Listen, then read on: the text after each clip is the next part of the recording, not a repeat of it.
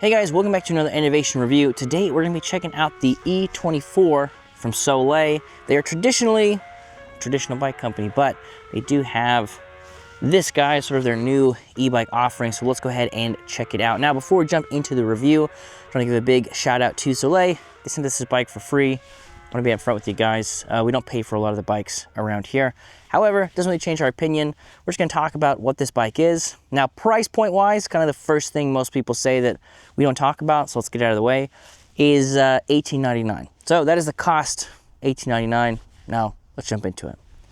Now, the first thing that we want to mention is the looks of this bad boy. So as you can tell, this is kind of a BMX style.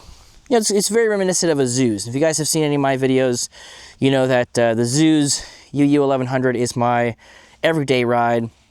You know, for me, I like it because it's got a long banana seat. I put my son, who's 5, on the front. He goes onto the handlebars. We can go to the park, go look at Christmas lights, you know, kind of whatever we're doing. So personally, I'm a big fan of this style. However, that's my niche. That's what I needed to do, and that style does it for me. So I was pretty excited to get my hands on this, since this is a less expensive version of the UU1100. Now, ZOOZ is kind of known a little bit more for their speed and sort of the high power. They're jumping, they're doing crazy things. This one is a little bit more of, in my opinion, sort of like a South California cruiser, as opposed to sort of the high-speed bikes that ZOOZ makes. Now, we do have a 750-watt motor, so we got this direct drive 750-watt motor here in the rear. Another thing to mention real quick before we dive into the specifics, this does come in a couple different colors. We got this white.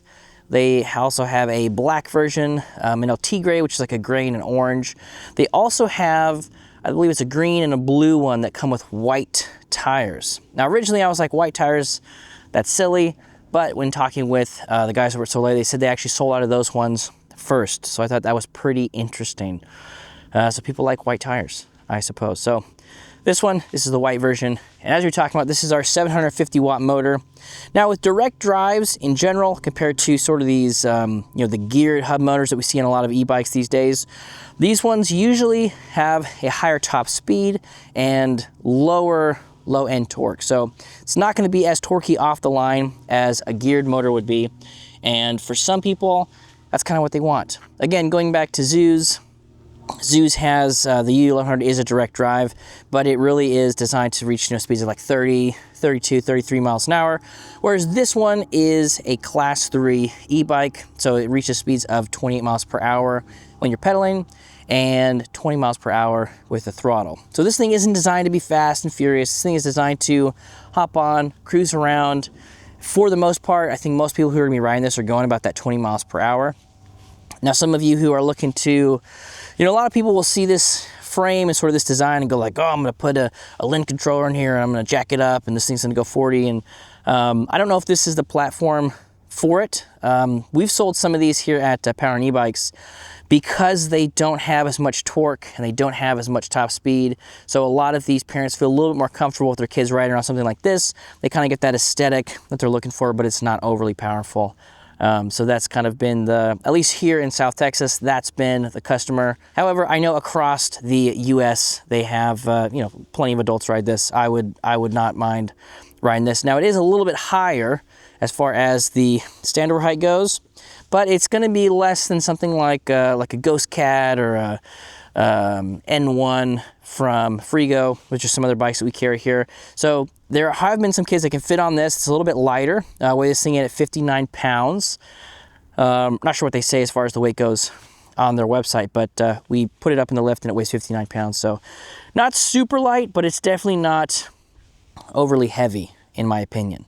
So we talked about sort of the power that we have here. The battery is a 48 volt, 15 amp hour battery. Now, online they claim 25 to 40 miles of range, and honestly, I feel like that's pretty realistic for a 15 amp hour battery with this particular setup. There's not a whole lot of, like I mentioned, torque, so we're not really just sucking a lot of that juice out on some of our takeoffs here. So I think that 25 to 40 miles, pretty good, realistic range estimate. I don't say that about a lot of companies, so I'll give them kudos there. The battery is lockable and removable. Now, if you don't want to take it off, you can charge it right here, charge port's right here. If you do, you can unlock it from this side, pop this thing out, and you can go charge it somewhere else. Also, this battery weighs about 7 to 8 pounds. So if you are looking to, lighten up a little bit, you can do that right here. So that'll take you to, 50-ish pounds without the battery. And again, for the platform, kind of what you're doing, I think 15 amp hours makes a lot of sense. I know on my ZOOZ, I've got 20 on there, but that motor will eat through it a lot because, when I don't have my son on there, I'm going pretty fast. So I think that was a pretty good choice here as far as that goes. Now, one of the biggest sticking points for me on this particular bike, something that at first I didn't like, I'm kind of okay with it now, is when you turn it on. Go ahead and turn it off real quick. So we'll go ahead and turn it on. I think it's got a 10-minute timeout, so that's why it's still on. So you'll see it says S right here, right? So we're in pedal assist level, I'll put it in 5. And the throttle, it's not working in S. So S is our class 3 mode. So every time you turn this on, and you can't adjust this as far as I know, it's gonna go into class 3 mode. So throttle's not gonna work, pedal assist is gonna take you to 28 miles per hour. Now, there are some interpretations of class 3 being that you can have a throttle and it can go 20 miles per hour. So, I'm kind of confused about it, but if you want to go 28 miles per hour, it'll be in class 3. That's the one it comes on. But if you want to use the throttle, you just double tap this minus button here, and it goes into N, which is our class 2 mode. So then if we rock this back over here and pull the throttle, now the motor's going to go. And then we double tap it again, put it into E, and in E, throttle's not going to work because now we're in class 1 mode. So now the pedal assist is only going to take us to 20 miles per hour.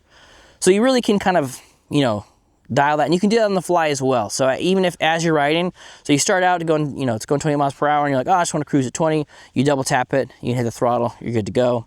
For me, I would probably kind of want it to start on a class 2, which would be something cool if you can go into the settings and select which one this automatically comes up with. I think that would be really cool, because if you're somebody who's like, no, I want to pedal, I want 28 all the time, then boom, you're good to go. But if you're like me and you're like, hey, I just want 20 and I do want the throttle to work from the start off, then you can go in there and adjust it so when it comes on, it does that. But right now, we don't have that option. Talking about the display here, it's going to show us a couple of things. Make sure you can see that. So we've got our battery right here. So we got a full charge up here, our pedal assist level, the mode that we're in, right, either S, N, or E, which is third, second, and first class. And then our miles per hour right here. If we press the power button, it's going to show us our trip, our odometer, ride time, our average speed, our max speed, and then back to our miles per hour. And then the plus and minus are going to change our pedal assist level. So that's the display. It's pretty simple. It doesn't control anything else like a front light, because we don't have a front light here. So again, it is a pretty, fairly easy to use system. Kind of once you get in, once you understand like the class 3, 2, and 1 settings you have in here. No front light, but we do have a rear light. Now the rear light is nice because you're like, well, how can you turn it on? All you gotta do is pull the brakes. So I'm gonna pull the brakes up here like this, and as I pull the brakes, it's going to flash. So we do have brake integration in the rear, which I think is a pretty interesting safety choice because, people will know that you're stopping so they don't run into you. I like that. I think even though that we didn't go with the front light, I think the fact that we did go with the rear light is pretty smart. And as you can see, we've got a couple of mounting points right here for a rear rack. That's going to run you about $60 if you want to put the rear rack on. It's not super huge. It kind of goes out to about here or so based on the pictures. So it's enough to throw, maybe like a smaller trunk bag on or something like that. And then if you want to spend another $60, you can also get the front rack, which is going to mount right up here on this side and this side. So you do have that option. If you do want to turn this into something that carries a little bit more, you've also got these bosses down here, and maybe you could find some sort of bag solution that kind of fit in this lower triangle if you're looking to haul around some stuff, as you're cruising. As we mentioned, this is kind of like a BMX style, so we do have these BMX bars up here. I'm a big fan of that particular style. I like that a lot. So the fact that, it's on this bike with this platform, I think makes a lot of sense, and aesthetically, I kind of like that. Now we don't have any suspension, so we don't have any suspension in the rear, and we don't have any suspension up here in the front. It's a rigid fork up here. We do have brakes, which is good. We got Tektro hydraulic brakes, and down here we've got 180 millimeter rotors, which again, you know, I kind of mention this in every video. It's pretty much the standard now. I think 160s used to be a little bit more common, and I haven't seen one of those in quite some time. So I like that we're getting these bigger rotors, we're getting hydraulic brakes, and from a safety perspective, I think those are, you know, pretty awesome. And then as far as the wheels, while we're down here talking about this stuff, these are a 24 by 3 inch tire. Definitely more of a street tread, as you can tell. It doesn't have, you know, knobs on the side or anything like that. And they wrap around pretty good. So as far as like carving and just, you know, maneuverability, I think you do have quite a lot of grip if you're on like the concrete like we are out here in the parking lot. So a pretty big fan of them. It would be cool if we saw some, you know, sidewall reflective stripes or something. We don't have a front light, so any sort of other little safety things we could get, I think would be sweet. So, you know, getting a sidewall reflective stripe here would be cool. We do have these little reflectors that are in the tires, but sidewall reflective stripes kind of beat those all day, every day. So that would be something to look at. Now, grip-wise up here, we do have locking grips. Now, these are a custom Soleil grip, and I like them pretty well. So they lock, they're not moving around on me. We do have these little bar ends that we can pop out. So if you wanted to put on some mirrors or some other like bar end accessory, you can do that really easily, which I like. You know, throwing a mirror on this side so you can see, you know, kind of what's going on behind you, I think would be a pretty cool safety thing. Now, you mentioned it, but just to talk about it again, your throttle right over here, it's a thumb throttle. Now, something I would do, and something I actually did on my ZOOZ, was I took off the brake lever here and I moved this over a little bit. So if you're gripping it, you're kind of doing this. So your thumb's way out here to do all of this. But if you switch it, then you kind of get a little bit more, it just seems, it's a little bit closer, and I tend to like that. Not super hard, this is a 4 millimeter Allen key. Pop this off, loosen this guy in the back. This is like a 2.5 or a 3, and you just scoot it over, put this back on, tighten it up, you're good to go. So if you got a 4 millimeter Allen key and then a 2 or a 3, whatever it is for the throttle here, that would be a switch that I would recommend. And because it's a single speed, it is on the right side. You know, a lot of these reviews, our throttles are over here on the left side because a lot of the bikes are going to rapid fire shifters, and then those would get caught up and kind of messed up with the throttle. But because it's a single speed, we can keep a throttle on that side. Now, as far as gearing go, I believe it is a 48 to 18. So 48 up here in the front, 18 in the rear. Honestly, a pretty good gearing ratio for a single speed bike that's going these speeds, in my opinion. Now, it is cadence and not torque, which is a benefit of this particular platform because our seat height is not adjustable, can't move it up and down. And so you're kind of locked into what I would say is not an optimal pedal geometry for me. Now, for those younger kids who are just, you know, they're kind of barely fitting on the bike, like they can do it, then it's a good pedal geometry for them.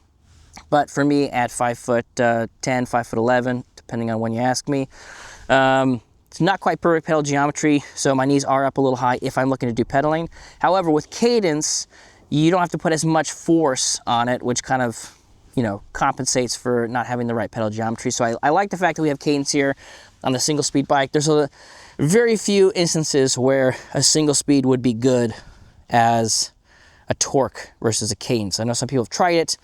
Doesn't make sense. And also, this is coming from a guy who likes torque sensors more, right? I like the feel of the torque sensor. It's more of a traditional bike feel. The harder I pedal on it, the more I get out of it, which I really like.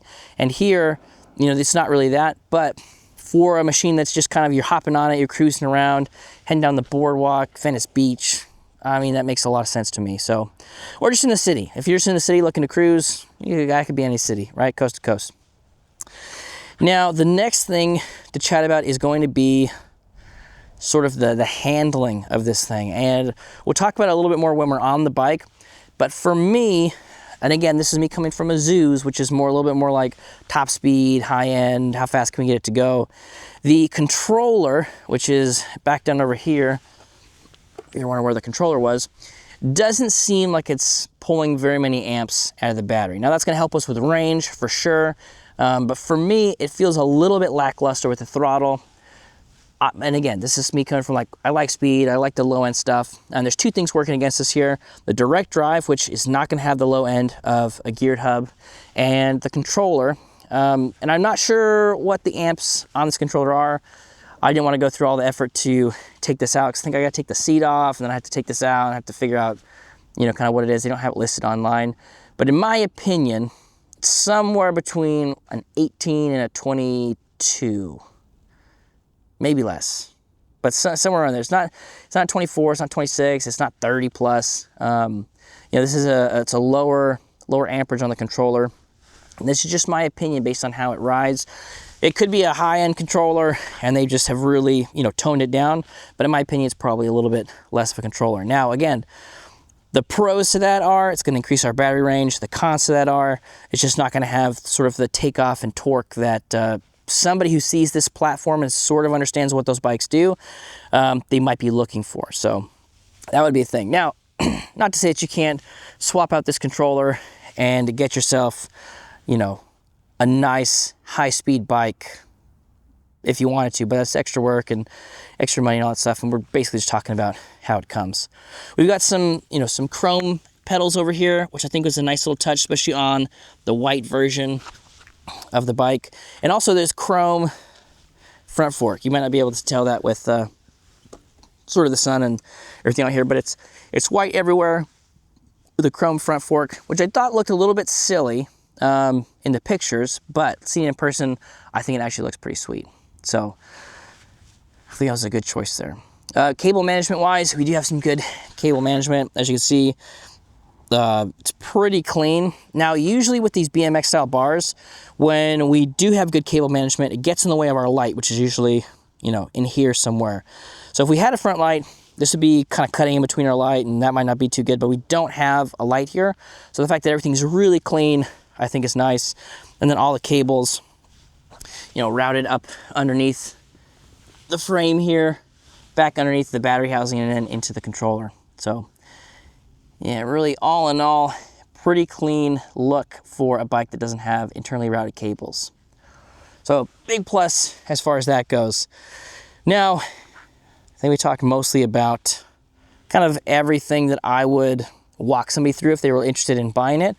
So the next thing to do is to hop on it, do a little riding, and kind of see how it handles. We'll go through the different modes and stuff and see how long it takes us to get to those top speeds on this bike. So let's do it. All right, guys, we are out here for the ride test on the E24.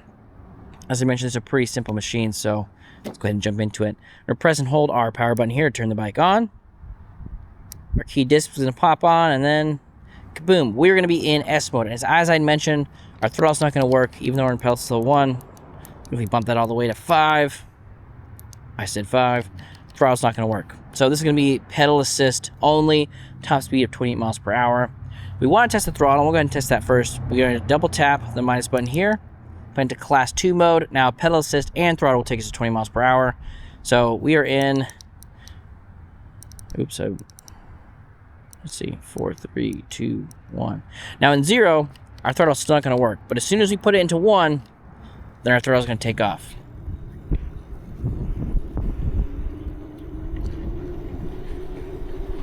And 12. We are going kind of into the wind right now. 16, 17, 18, 19. Like I mentioned, with that direct drive motor, it's just going to be a little bit less of the low end torque. Like, we're going to get to 20 miles per hour. It's going to take us the whole test track to get there.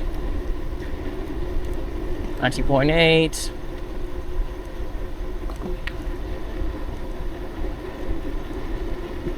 So definitely, you know, something for like cruising around. You know, it's fun for kind of those lower speeds, getting in and around things. Very maneuverable, which is, you know, one of the reasons that I like 3-inch tires so much is the combination of like 24 and 3. It gives us a little bit of that fat tire feel as far as like the comfort goes, but also gives us a lot of that maneuverability that a smaller tire has, which I like.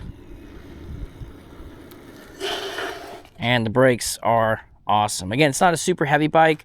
The fact that we got 180 millimeter rotors, hydraulic brakes, this thing will stop on a dime. Normally, I would do a lot more skidding around and stuff, but I am 2 days after I wrecked on another bike doing a review, and I kind of tweaked my knee a little bit, so it'll be a little bit less of that than normal. Now, let's go back to S, which is our class 3, And I don't know if those names, like if the, like S, N, E, I don't know if those have, you know, sport, neutral, economy. I don't know. I don't know what those stand for, but the S is class 3, the N is class 2, and the E is class 1. So that's kind of how you remember it. There's no cool names to remember, I don't think. So now we're in S. This isn't going to work. We are going to want to go ahead and put it into pedal assist level 5 because we're trying to get some top speed here. And let's go ahead and do some pedaling.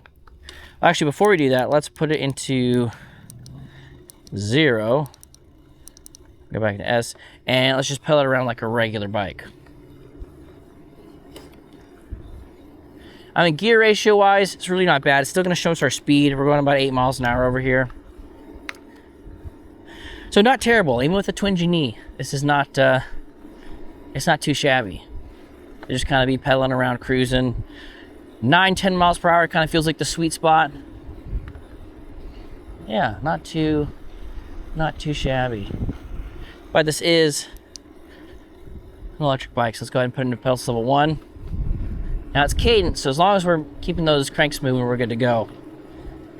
And 1's got us at 12 or 13. 2's taking us up to, looks like it's going to take us to about 18 or so. 3.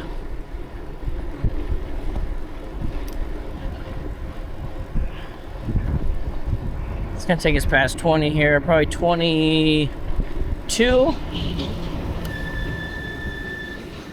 We're going to stop and turn around, put it in class, or let's put it in pedal assist level 5, and let's get that top speed. Then again, we don't have to do a lot of pedaling here, because as far as like ghost pedaling goes, too fast, right about 20 is kind of where we hit that ghost pedaling. But you know, it's nice and easy. We do have enough tension on the chain here that, you know, pedaling like this isn't too bad. We are going into the wind again. Hitting 24. All right, go ahead and do a brake test. Nice. Nice. And we don't have any throttle. I always want to use that throttle. You know, kicks in not too sharp, so, you know, even if we're like going into those turns, nothing too crazy or it's gonna pop out and you feel like you're not really in control of it, which I like. The next thing to talk about, or to test out, is see when that actually stops. So we're going, pedaling. Pretty good stop. You know, cadence, another difference between cadence and torque is a little bit more on and off. Like it comes on quicker, shuts off faster, and cadence can't really be like that. Otherwise, you know, if you kind of, it would just be a little bit jerky, on and off too much. So right now, I stop pedaling and it's off. So pretty good, pretty consistent. Nothing where it's like 3 seconds of like you stop pedaling and it keeps going. It feels very, very natural for me. Yeah, that feels pretty good. So I like that. I like that. And no throttle. But again, you know, we're doing this. We're cooking. Got some good maneuverability to it. A lot of grip on those tires, which I really like. I mean, really, other than, now again, I mentioned you can do this on the fly. So we're in class 3 mode, going about 20, and then we double tap this, puts us into N mode. So we're still going to be going about 20 with our pedal assist, and then we can throttle now as well. And then we'll put it into E. Now our throttle doesn't work, but we can still pedal up to 20 miles per hour. So I do like that you can do that on the fly. There's some bikes, like the Traxxas bikes, where you can actually switch between torque and cadence on the fly, which I think is pretty cool. But the fact that you can, you know, you can make that switch. So if you are cruising around, you know, with the throttle kind of going 20 and you're like, man, I need to get somewhere, you just double tap this, double tap it again, and then start pedaling, and boom, you get up to that top speed you're looking for. So yeah, as far as the gearing goes, like I mentioned, you get into some ghost pedaling right around 20 miles per hour, maybe like 18, 19 miles an hour. but it still feels pretty good to pedal it like this. Like, there's enough pressure on it where I don't feel like I'm like, whoa, flying around. So not too bad. And again, brakes pretty well. And guys, I think that is gonna do it for our review of the Soleil E24. If you guys have any other questions for me, anything we didn't cover, let me know down in the comments. I love talking to you guys, and we'll catch you on the next one.